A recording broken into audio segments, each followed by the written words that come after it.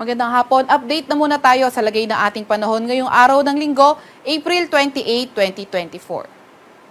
Sa kasalukuyan nga ay itong easterlies o yung mainit na hangin galing karagatang Pasipiko, patuloy pa rin yung epekto sa ating bansa. Kaya asahan nga natin dito sa may Metro Manila at sa ating buong kapuluan, partly cloudy to cloudy skies, mga tsansa lamang ng mga localized thunderstorms yung ating inaasahan.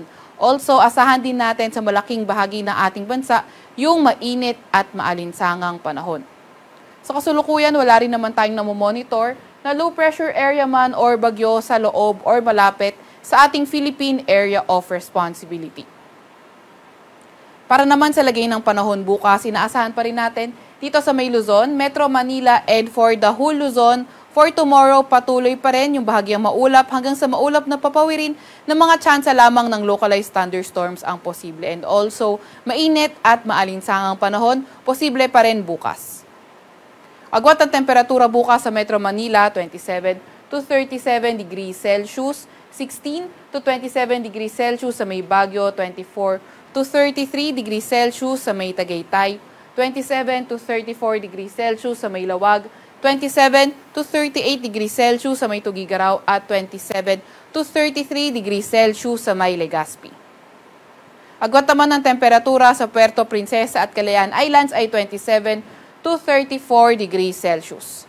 Para naman sa lagay ng panahon bukas sa Visayas at sa may Mindanao area, inaasahan nga natin dito sa may Soc-Sargen, pati na rin sa may Davao Region, posible na magdala ng paulap na papawirin at mga kalat-kalat na pag-ulan, pagkidlat at pagkulog, yung Intertropical Convergence Zone o ITCZ.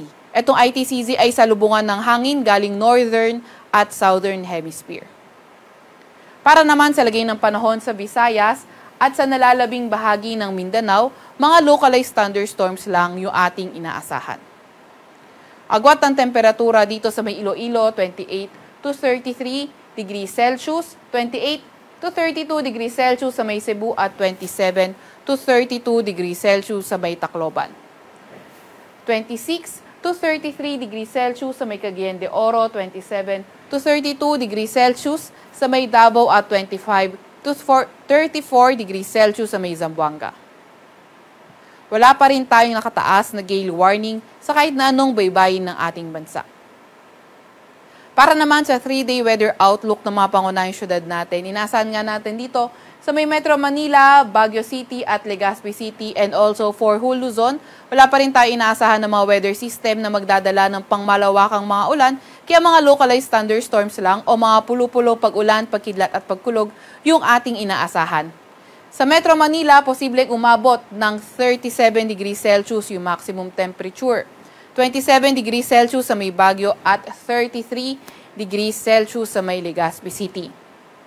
Sa may Visayas area din naman, katulad sa Luzon area, wala rin tayong nakikita mga pangmalawakang pag-ulan na mangyayari sa susunod na 3 araw, kaya asahan nga natin mga tsansa ng mga localized thunderstorms posible. Dito sa Metro Cebu, posibleng umabot ng 33 degrees Celsius yung maximum temperature, 33 degrees Celsius sa may Iloilo City at 32 degrees Celsius naman sa may Tacloban City.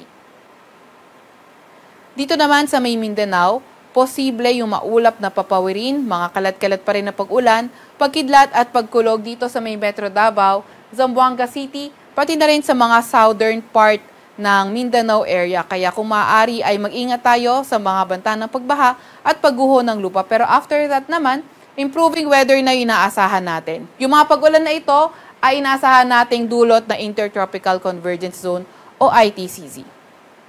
And then sa nalalabing bahagi naman ng Mindanao area, asahan natin patuloy pa rin yung partly cloudy to cloudy skies condition with chances of localized thunderstorms.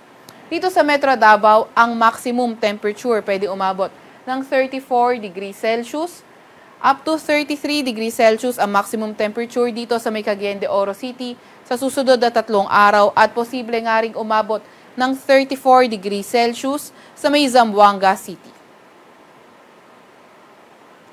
Sa Kalakhang, Maynila, ang araw ay lulubog ngayong 6:12 ng gabi at sisikat bukas ng 5:35 ng umaga. So may kaagahan pa rin yung sunrise for tomorrow dito sa Kalakhang, Maynila. At yan muna ang latest mula sa Weather Forecasting Center ng Pag-asa. I-follow at i-like ang aming Facebook at Twitter account, DOST_Pag-asa. Mag-subscribe sa aming YouTube channel, DOST-Pag-asa Weather Report at bisitahin ang aming website, pag-asa.dost.gov.ph. At yan na muna ang latest mula sa Weather Forecasting Center ng Pag-asa. Veronica C. Torres nag-ulat.